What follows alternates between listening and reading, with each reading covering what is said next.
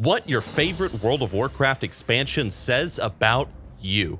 Vanilla WoW, the original World of Warcraft experience. If you are a fan of this more grindy, slow-paced, but more adventurous style of WoW, you're probably someone who's a big fan of Dungeons & Dragons who just wanted to translate that tabletop experience onto the PC. After all, in many ways, that's what original World of Warcraft was meant to be. You're also probably more of a role player at heart, most likely loving to fall into the video game worlds that you delight in, so that slower pace, it might turn away some people, but it actually becomes a delight for you. It's an opportunity to read quests, talk to other people in the open world, and form a semi-backstory for that paladin that you've been leveling up. However, even though Classic might be your favorite time in Warcraft, you do admit that it is lacking in some things. Balance, endgame mechanics, the need for more quests in certain zones and so forth, but in a curious way, you think that what's lacking in Classic is actually what makes the game so special and so good in your heart and in the hearts of others. The Burning Crusade. All right, when you were younger, you probably missed the original World of Warcraft vanilla hype. You heard about the game, perhaps, thought it looked interesting, but convincing your parents to pay $15 a month for a video game? Yeah, that ain't gonna happen. But regardless, somehow you mustered up the courage one day to ask. Then somehow the gaming gods favored you, and a few hours later, you were in Azeroth for the first time, playing as a sexually provocative blue alien goat woman. Those were the days.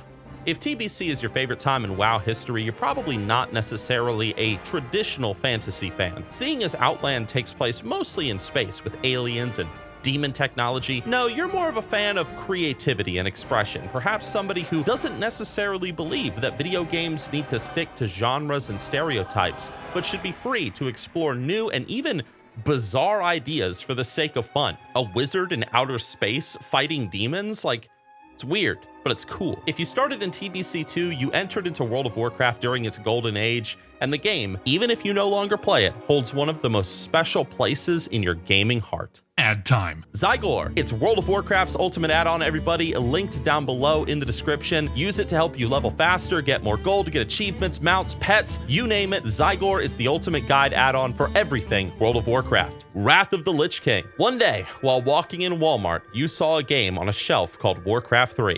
You thought the graphics looked kind of neat, so you bought the game, you took it home, and you were immediately blown away by how frickin' good it was. The mechanics, the story, the characters, especially Arthas.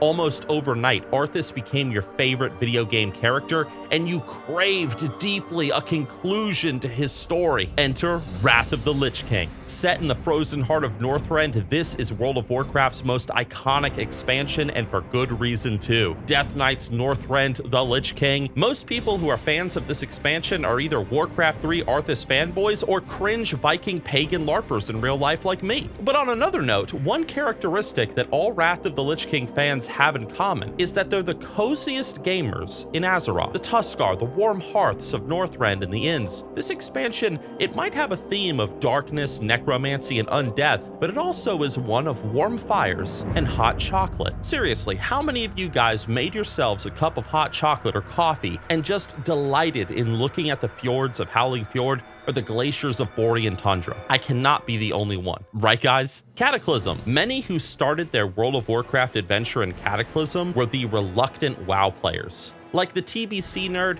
the Cata lover, they heard of WoW, you know, during its golden days of vanilla to Wrath of the Lich King, but they avoided the game for one reason or another, most likely that $15 a month price tag. But one day, after much consideration, this gamer finally installed World of Warcraft and was met with a world torn asunder by Deathwing. The quests were more linear, the class combos were a little bit more silly, holy cow, and the lore was a little lacking, but who cares? This was a new Azeroth and everybody was delighting and exploring it, including you. The people who love Cataclysm the most, yes, they are people that most likely started playing World of Warcraft in Cataclysm, but they are also the type of player that represent a sort of change in the WoW gamer, especially if they started before Cataclysm. These gamers, they're not so much the type that enjoys the long traveling, confusing quests, the tabletop RPG-ness of the original expansions. They're rather laid-back gamers. They prefer fun over immersion. They prefer gameplay over storytelling, and there's nothing wrong with that. Who didn't enjoy Cataclysm PvP in the raids after all? They were great. And you know what else would be great, everybody? If you just took a second to tear asunder that like and subscribe button. Thanks, guys. Mists of Pandaria. Well, chances are, like everybody else, you probably left several comments at the announcement of this expansion saying things like, "Welp, WoW's dead, pandas in my Warcraft, ridiculous." However, like with most of us, when you arrived in Pandaria, you were stunned. The landscapes were beautiful, the quests were lore-rich, there was so much content to enjoy. Like, what the heck was going on? This expansion is actually good.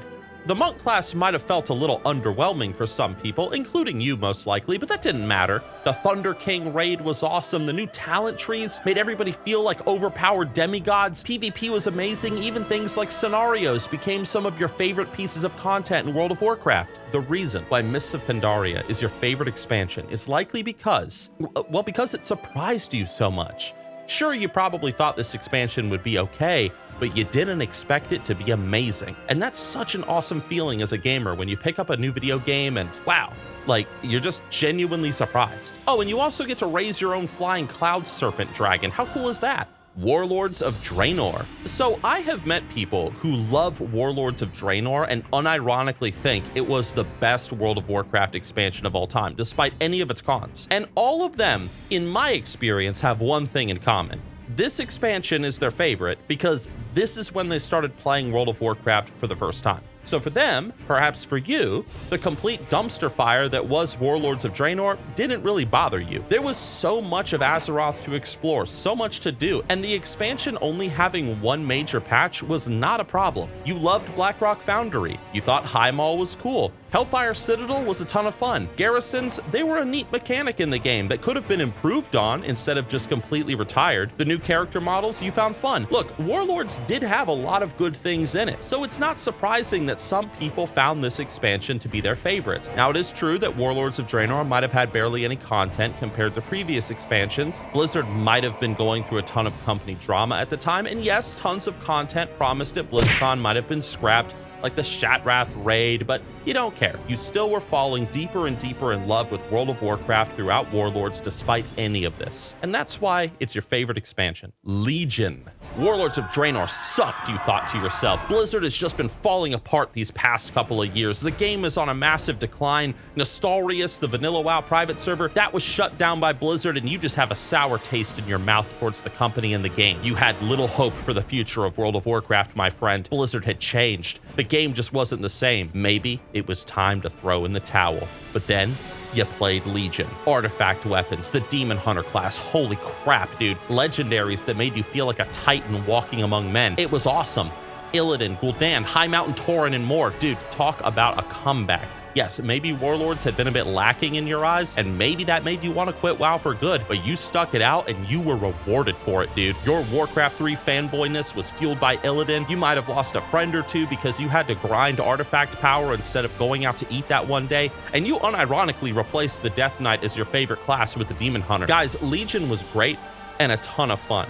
And for you, if this was your favorite moment in WoW's history, you probably refer to Legion as the mini golden age of WoW. Battle for Azeroth. This was the expansion you had been waiting for since World of Warcraft was first installed on your PC. You love the Horde versus Alliance conflict. You've always been the guy to shout for the Horde or for the Alliance in trade chats just for fun. So when Blizzard announced Battle for Azeroth, this was it. This was the expansion that made you a PvPer, just so you could fall more into that role-playish mind of Battle for Azeroth. You really wanted to feel like that Horde or Alliance hero doing battle against the enemy in battlegrounds, arenas, or open world PvP. Maybe you had been all about that PvE lifestyle of previous expansions, but no more. Unfortunately though, BFA was not exactly praised all around. It was a mixed bag expansion, and that sort of disappoints you. Some people loved it and they defend it religiously. Perhaps you do this, while other people found it incredibly boring, lackluster, and unsatisfying. So if you're somebody that loved BFA, you're probably the former. Maybe you acknowledge some of the failures in the expansion, but damn, the cinematics, the battle for Darkshore, all the Sarfang stuff. This is an expansion you just can't help but love. Shadowlands. Guys, I'm gonna be honest about something. I have never met somebody who says that Shadowlands was their favorite expansion. So I really can't tell you what this person is like because I think there's so few of them and they're so far between. You gotta understand, Shadowlands was bad. Like, really bad. If you were playing the game, the content was extremely dull, it was repetitive, the lore was frustratingly poorly written, and that was supposed to give us motivation and tie all of this stuff together. I mean, Shadowlands was a frustrating expansion. Outside of the game, this was the time when Blizzard was constantly getting sued almost every week due to sexual harassment and people stealing breast milk. Shadowlands just made a lot of people feel nasty for playing World of Warcraft and supporting Blizzard. And this is something that hasn't really been fully recovered from even to this day. I would suppose though that if somebody were to say that this was their favorite expansion, it would probably be because of the covenants, the cool looking armor sets, and the theme or the idea of going into the afterlife. Maybe even Torghast was very fun for them. I don't know. But hey, if you're a fan of Shadowlands, let us know down in the comment section. Why did you love this expansion so much? What about it made it so special? Dragonflight. All right, if there's one thing that defines the Dragonflight lover, it is this: fun. These types of players, those that feel that this is their favorite expansion of all time, they just want to have fun. They don't want some super in-depth, confusing lore story in their MMO. They don't care about fighting literal gods in outer space or finding ways to solve what's going on with a giant sword stabbed into the planet. These guys just want to fly dragons. They want to cook soup. They want to go on some fun quests every so often, earn some new armor for their dragon mount, climb some mountains. They just want simple and pure gaming fun with an easy to understand storyline to hold it all together. And this is great. These players also tend to be collector types. They genuinely enjoy all there is to do in Dragonflight, from finding the new pets, doing the achievements, delighting in finding new crafting recipes in the open world. This expansion has a lot of reasons to be somebody's favorite. And I hope that if Dragonflight is your favorite expansion, that you enjoy the war within just as much. And that's it, everybody. Did I describe you and your experiences with your favorite expansion accurately? Let us know down below because I certainly hope so. Either way, I'll see you guys with our next video.